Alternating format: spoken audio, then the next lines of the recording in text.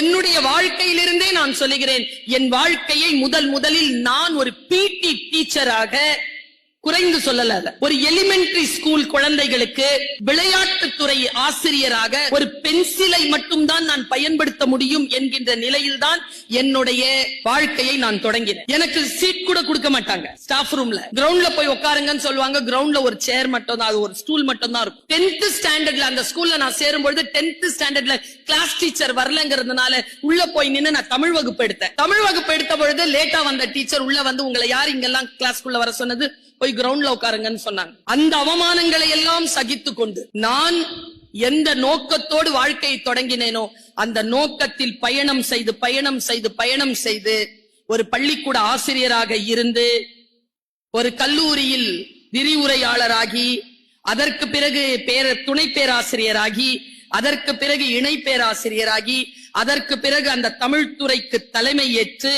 இப்பொழுது தமிழ்நாடு அரசின் தமிழ் வளர்ச்சித்துறையின் கீழ் இயங்கக்கூடிய உலக தமிழ் சங்கம் மதுரைக்கு துணை தலைவராகவும் இயக்குனராகவும் பொறுப்பெடுத்து பென்சிலிலிருந்து தொடங்கிய என் வாழ்க்கையை கிரீன் பென்னில் கொண்டு வந்து நிறுத்தி இருக்கிறேன்.